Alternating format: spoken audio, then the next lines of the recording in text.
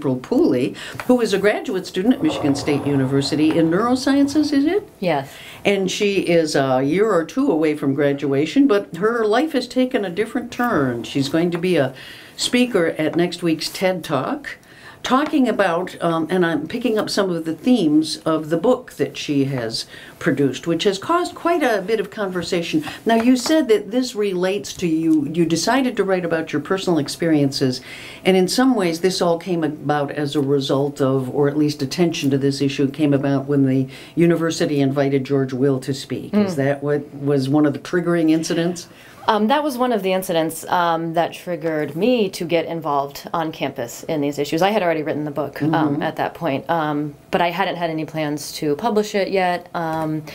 And in working with some advocacy and activist groups on campus and trying to get resources for survivors of sexual assault and relationship violence, and realizing that while MSU does have some good resources, there is room for improvement. That one of the issues that seems to be so misunderstood is really what is sexual assault and rape, and what kind of consequences come about these sort of issues. It's not just a legal issue as far as, finding evidence and doing an investigation. There's really unique consequences that the survivor goes through that I think remain unaddressed in a lot of cases. And that's why I decided to share my personal story with this. So you had been a victim of sexual assault on campus? Not at MSU. Not at MSU, yes.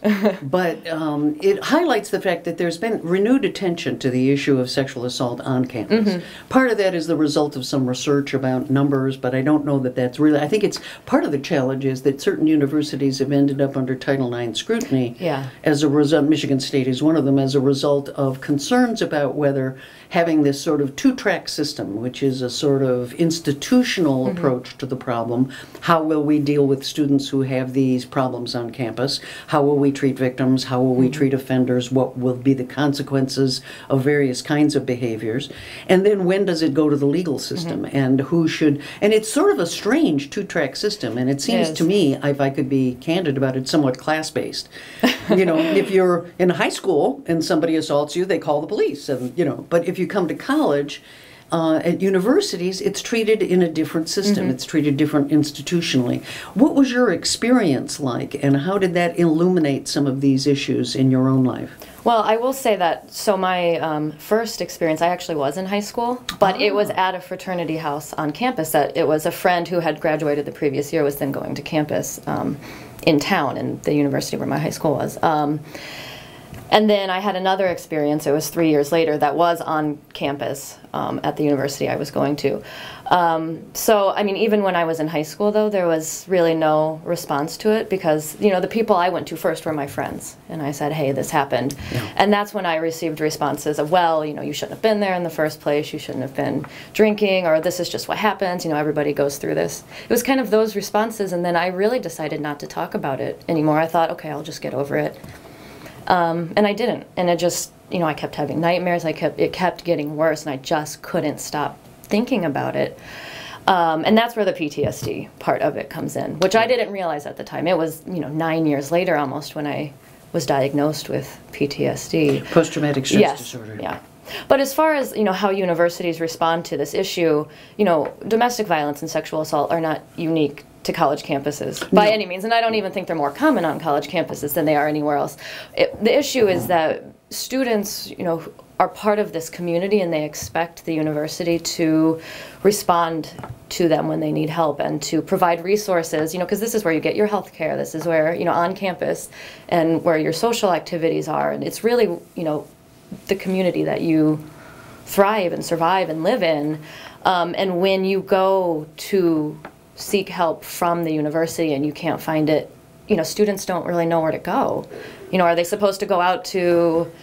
Your friends let you down in high school, and you didn't, did you reach out to a counselor in high school or to your parents, or did you just decide to stay silent? I just decided to stay silent because I really thought that, it was my fault, I had done something wrong, and, I knew that nobody could, undo what had already been done. So I, in my head, I was thinking, what's the point of talking about this? I don't want to lose any more of my friends, because I lost a lot of friends. People I told, I kind of became ostracized from my social group, and so I was very alone for a long time there. So I was always afraid to tell people because I thought, if I tell somebody this, they're going to push me away. And I think that happens to a lot of people. That's a very common experience, unfortunately. Was the situation similar in college? Who did you reach out to when that situation occurred? The situation, yes, it was similar. So I reached out to, it was my best friend at the time, and I told him what happened. And his response was, well, are you sure that's really what it was? And that's another reason why I wanted to tell my story, because, you ask people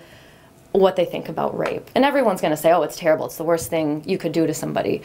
But the problem comes in when you start to tell someone your experience. I was at this party and I was drinking and I went into a room with this person, and then it gets into people are saying, well, that's not really sexual assault. And that's where people, it really gets kind of like, well, maybe I shouldn't go to the police because it wasn't really a crime because that's what people are telling me. And so it's a very complicated issue. Extremely complicated, and part of the challenge is there's a lot of victim blaming that goes on, and there are a lot of complications with, and a lot of responsibilities put back on the victim. Then we get into the definition of what is sexual assault, what is rape, what has to be in essence, all of the elements. There are questions and concerns that people have about false reporting. That always comes up inevitably in any discussion. So it is this fraught situation, especially nowadays, as a result of the article in Rolling Stone that's been so controversial. I mean, it's a really perilous kind of topic in some ways to head into nowadays because of all the competing narratives about what's really going on. You were very forthright in telling your story. Yeah. There's nothing held back. So it is I read 146 pages today, and that's all I could read.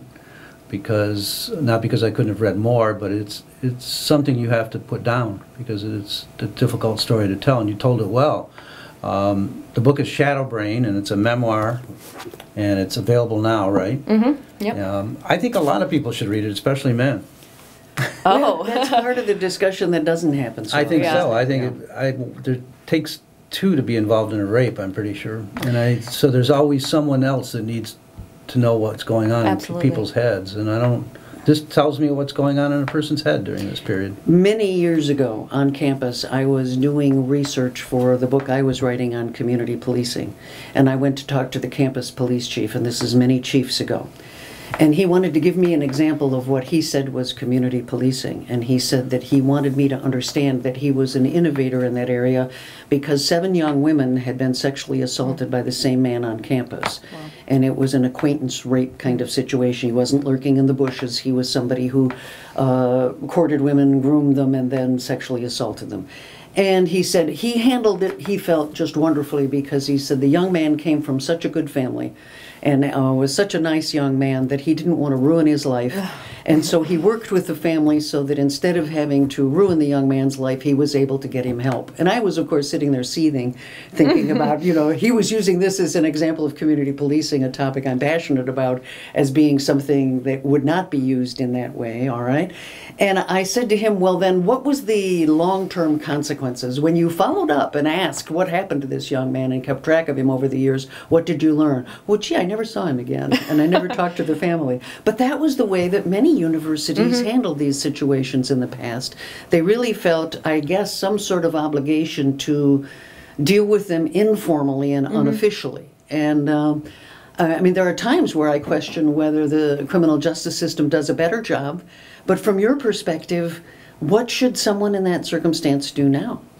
Well, the thing is, sexual assault and rape and domestic violence are crimes that are so hard to address in the legal system because there are often no witnesses. There's usually no evidence unless you happen to go to the hospital within 72 hours. And it all comes down to kind of a he said, she said thing. And you can never really prove that, the assailant in this case really knew that they didn't have consent. And that's always kind of the argument of the defense. It's like, well, this person thought that what was going on was totally fine. And so in that case, the work I try to do is really focus on the survivor.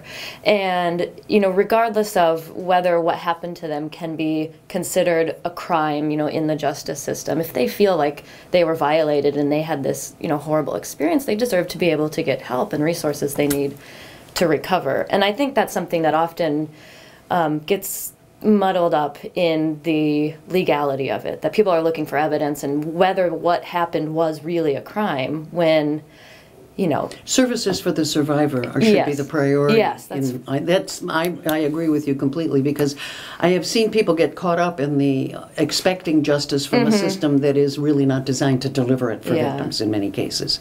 And so the challenge is making sure that the victim gets the support that they need.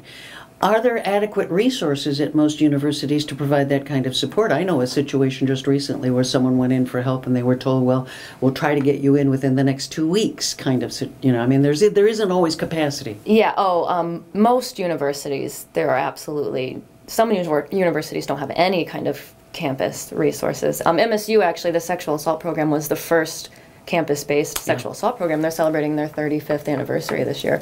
And they do have really good resources. They have a 24-hour crisis hotline. They have counselors there, but it's not enough. I mean, what they have is very, very good, but we just need more of it. Because this isn't happening to 5 or 6 people. I mean, there are lots and lots of people on campus who could benefit from these services. And like you said, when people go in and look for help, I mean, that's a huge step for a survivor to make. And then when they're told, you know, we might be able to get you in 2 weeks or a month, a lot of times they'll lose those people, I think, within that time. That, you know, it's kind of a one-shot deal for survivors a lot. They'll think, okay, I'm going to tell somebody and try to get help, and if it doesn't work out, then I'm never talking about it again. There are young women whose behavior changes, and you can see it, and then they drop out, and you know there's something going on, and it's so difficult because as faculty, we have to be careful. The new FERPA laws mean that we can't, for example, even if we're concerned that one of our students is having this kind of difficulty, we are legally prohibited from saying anything to parents or even talking about it with other faculty. I mean, we can talk about it with the campus police, but it's really, it's to honor someone's privacy and also to intervene. There's this balance that constantly has to take place, and it's hard to know where those lines are. Yeah. I think you would reinforce the point that it scars for life unless there's some sort of intervention early. I know, April, that in your book you also talk about sort of, this is a cliche, but a descent into the use of drugs and alcohol to kind of help cloud this over. And that's probably not atypical? No, not at all. No, not at all. And in fact, one of the things when you look at post-traumatic stress disorder, it's very interesting because I was a member of the International Society for Traumatic Stress Studies for many years, tried to keep up with a lot of what was happening in the research in this area because journalists are the ones who are often going in and trying to interview people who have been in these circumstances, and it's important not to re-victimize the victim when you do that. Sure, yeah. So we would do training in the journalism classes about how do you interview survivors of sexual assault. But one of the cloudier areas of research is that at first the assumption was that we immediately need to go in and get people talking because they need to vent as quickly as possible. We find out some people are not ready. I mean, they really want to push this away for a while, and they're not. And you may be doing more damage and causing more PTSD. One of the other things that is shocking to me about some of the stats that I found is that a soldier on the battlefield that witnesses slaughter taking place in front of him, 50% will end up with PTSD. 80% of sexual assault victims end up with PTSD. It's worse than being in war. When the syndrome was first identified, the assumption was it could only happen to soldiers. And they didn't think that domestic violence victims or rape victims could suffer this. But to me, the most shocking statistic is that acquaintance rape victims have a higher rate of PTSD than stranger danger victims. Which seems surprising given that fear of being killed that comes along with stranger danger rape. I think the reason that acquaintance rape would have a higher rate for PTSD than stranger rape is because there's an element of betrayal in there, that it's somebody that you potentially trusted and someone who, you know, and then that makes you feel like maybe you should have known better and you put yourself in that situation. And it's really hard to accept that someone that you had trusted could do something like that. And that's where that cycle kind of comes in that's so common in PTSD, where the self-blame and the, you know, turning inward, all of those kind of feelings and not really being able to acknowledge what really happened. And so that makes a huge difference in the types of trauma that lead to PTSD often. It's what's wrong with me that I trusted this person. Yeah. Plus, and it's also what did he see him again. Yeah. Yeah. And that can certainly propagate, you know, those kind of flashbacks and nightmares and those things if you're in an environment where you're constantly being reminded of that. What ultimately helped you in getting over some of the consequences and some of the problems, the physical and mental consequences of PTSD? How have you been able to cope with, and I don't know if you still have flashbacks and triggers and things you have to worry about. So what ultimately helped me was the first time I really talked about what had happened to me. So I went to Olin Health Center on campus and I talked to a doctor. And I was actually going through alcoholic withdrawals. It had been over 5 years since I had gone a day without drinking, and I just got to a point where I kind of just gave up. I was like, I'm done with this, and I just kind of gave up on drinking. And then I went into these withdrawals that I had no idea. Did not expect that, and I really felt like I was going to die. So I went to the doctor and I said, "What's going on with me?" And she said, well, there's a 35% chance you could have died because you're so physically dependent on alcohol. And that's when I kind of realized, like, oh my goodness, I can't go back to this kind of self-medication situation. But what helped me was she was the first person I had told who told me, you know, she said, you have fortitude, that you have made it and that you are, you know, strong enough to come in here and tell me these things. And she gave me hope. And she said, you know, you'll be okay. We'll find, you know, somebody to help you. And she actually walked me upstairs to talk to a substance abuse counselor. She didn't want me to leave the building until I met with this person. And that was really, you know, it was that day that was really the turning point where I, you know, all it took was for someone to say, you know, you'll be okay, I can help you. That was in 2012, so it was about 3 years ago. How many years of your life were blighted by the consequences of what happened? Would you say that all the rest of your high school career since then until... Oh yeah, it was the 10 years. 10 years? Yeah, from 17 to 26. That's such a huge price to pay. I know, it was. Would it be any different now for a young woman in high school who would have been in your circumstance? Do you think that there is enough awareness now that people would reach out to her, that there would be... I think it's getting better. I mean, these issues are, you know, we're able to talk about it more, I think, and understand it more. One thing I'm really hoping for is some legislation that incorporates sexual assault and relationship violence kind of education, starting in middle school and high school, to really teach people about these things and about consent and about your boundaries and these discussions that really don't happen, and so people don't know how to respond to. It's mostly done through experimentation. Yeah. I mean, you don't know. There's a political undercurrent to this that's difficult to deal with too, I think, in this current environment, because a lot of the research suggests that traditional attitudes about women underlie a heck of a lot of sexual assault and domestic violence. And to be challenging that and saying that we need to empower women more, we need to have more women, I mean, that it's not just personal choice, that there are consequences of traditional roles for women. We see so many women coming on strong, moving more and more into Congress, doing all of these things, but there's quite a backlash against that as well. So there are tensions. It's not as easy to get funding for VAWA as we thought it once was going to be. We thought everybody would unite around the issue of let's not have violence against women. That doesn't seem to be a hard thing to decide. It would be a good priority. But it does seem to become a controversial issue. I guess that was why I think the George Will thing surprised you. Yeah, well. That the university would invite somebody who, I mean, admittedly, he didn't write his column until later. No, and the George Will issue, you know, it was not a political issue. People kept saying this is a liberal, you know, ploy to stifle the speech of conservatives, and that wasn't it at all. And then, you know, and then people would say it's a free speech issue, and that wasn't it at all. It was that we didn't want, so he was being honored with an honorary degree, and people felt like, how can you give this person an honorary degree who doesn't embody the Spartan spirit? And because we had so many people that were opposed to this, and we had resolutions passed with the undergraduate and graduate student councils. We went through all the proper channels of, you know, speaking at the Board of Trustees meeting, you know, to try to get them to see what was going on.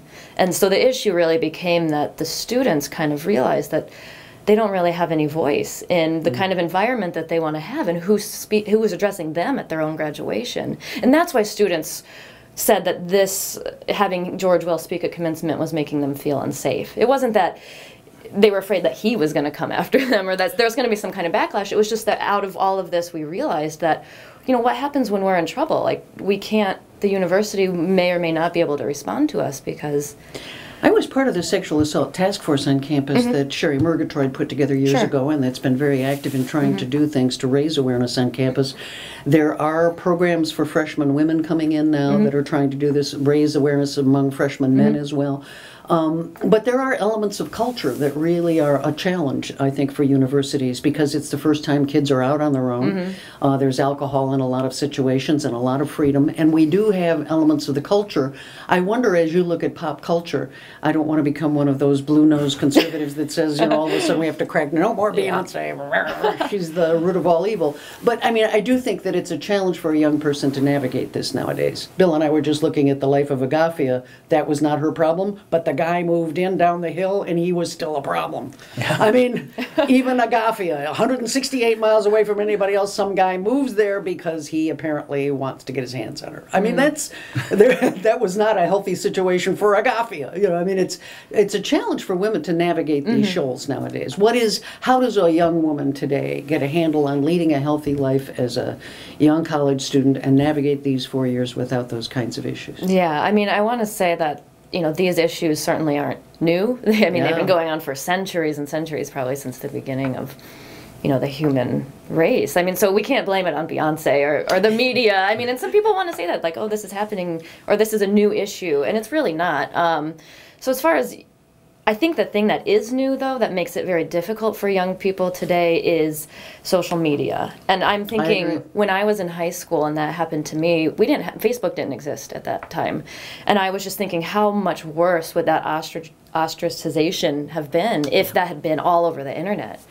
And I think that's what a lot of people experience now, is how do you kind of maintain your privacy but still be able to talk to people about what happened when people post everything online. And so, you know, I think the important thing... We see video clips, we see images, we see, I mean, and some of the famous cases have been absolutely disastrous. And one of the things that I was telling people is that in the old days, if you had your name in the newspaper even, which shouldn't have happened, but on occasion it did, that newspaper a day later was in the bottom of a bird cage or wrapping a dead fish, right? Now it is an image that's permanently out there on the internet. And young women, 10 years later, if you Google their name, those stories are going to come up. And that should by the way, that's in April's book. Yeah. It's somewhat how you discovered that people, how many years later, a friend of yours, a former friend, had blogged about it. Yeah. Really? Well, it was a couple years later, and one of my friends just Googled my name, because people do that sometimes, you know, and this story came up about what had happened to me in high school. And it was a different person's perspective of it that was completely false. I mean, making it seem like I maliciously went after this guy, you know, to get back at my friend or something, because it was her ex-boyfriend. And it was just like, I couldn't believe it. And then even 6 years after that, when I was here at Michigan State, an HR person in our department, I mean, it was still coming up, like in this Google search. Yeah, and I was just, I can't believe this.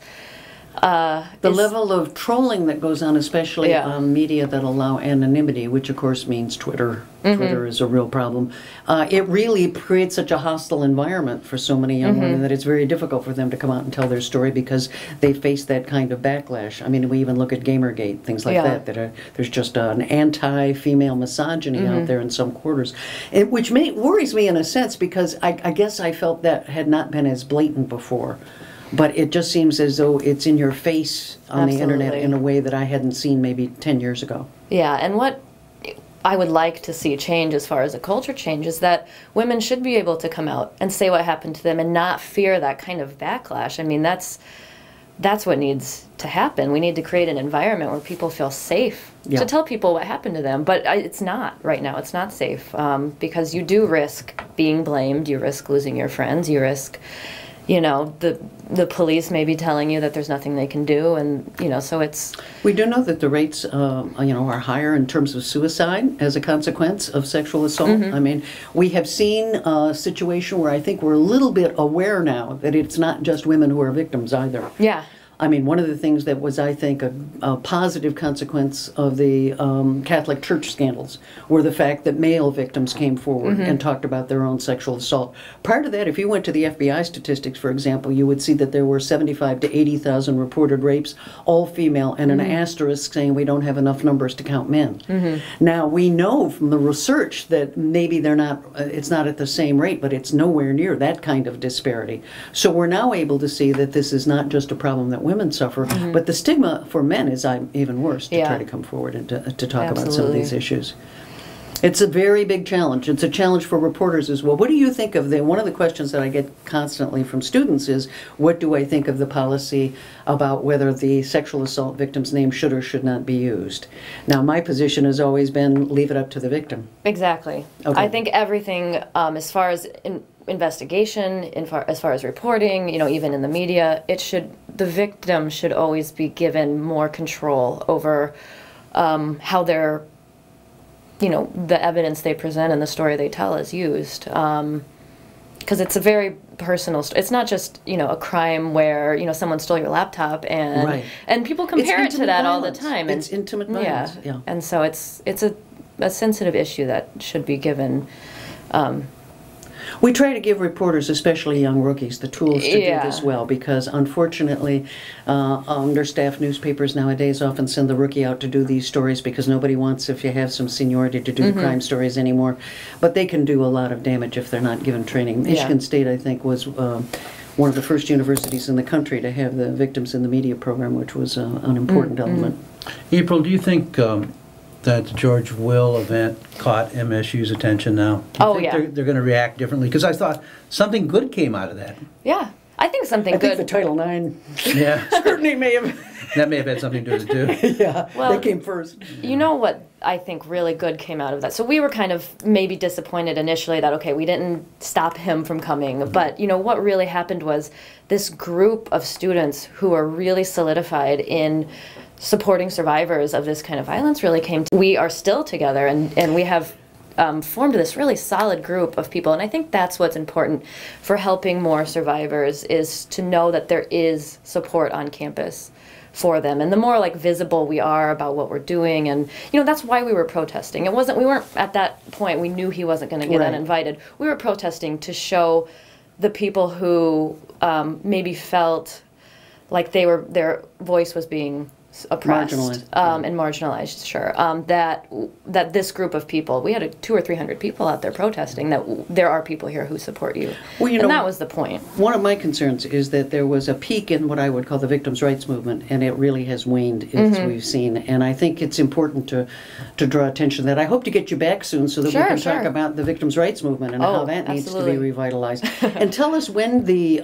TED Talk will be. The TED Talk is next week on March 4th, Wednesday at 6 p.m. at the Wharton Center. At the Wharton Center. You ever been on a stage that big? No. Nope. It's going to be It's exciting. pretty scary, not to get you nervous. Oh, yeah, thanks a lot. Just kind of blank it out, because it's a lot. You can't see the people, though, because the lights are out. And you have a reading also somewhere? Yeah, at Everybody Reads in Lansing. There'll be an author event that night. It's at 7 p.m. on March 26th, on a Thursday. Okay. I'd love to come down if you'd let me, and I'll video you. Oh, sure. That would be great. We can share the video on camera. And I hope we'll have you back soon, because there's so much to talk about with this topic, and I'm really glad that you shared your story. Thank you. Thank you so much to Apryl Pooley, and we will be back.